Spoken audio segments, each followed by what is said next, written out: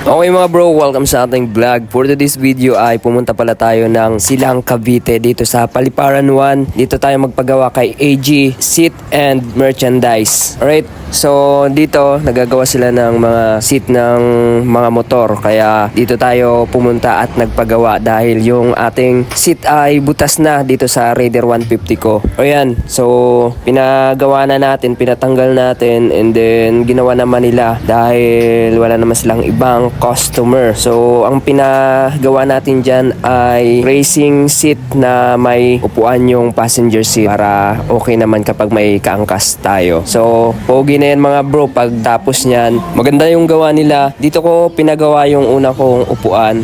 Kaya bumalik na lang ako para ipagawa ulit, ipa-customize para pogi. So, yun mga bro, maganda yung ginamit nilang pangbalot dahil makapal at hindi madulas sa passenger at pag nakasakay tayo. Maganda. Solid. Kung naghahanap kayo ng paggawaan ng racing seat, dito na kayo magpagawa kay AG Seats and General Merchandise. Dito lang yan sa Paliparan 1. Ayan, makikita. Kung may tanong kayo, mag-comment lang sa baba. Napaka-solid.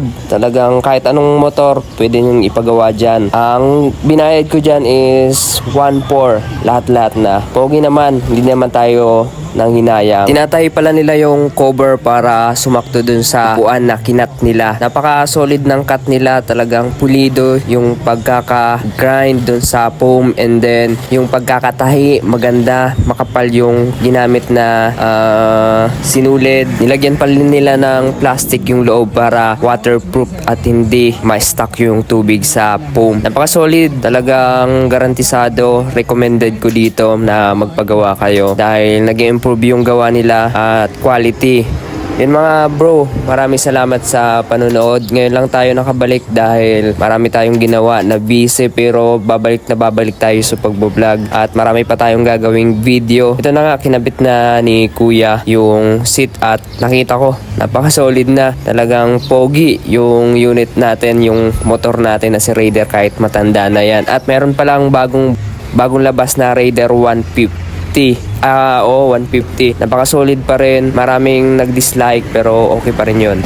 Kung bago ka lang sa YouTube channel ko, itong motor ko ay 7 years na.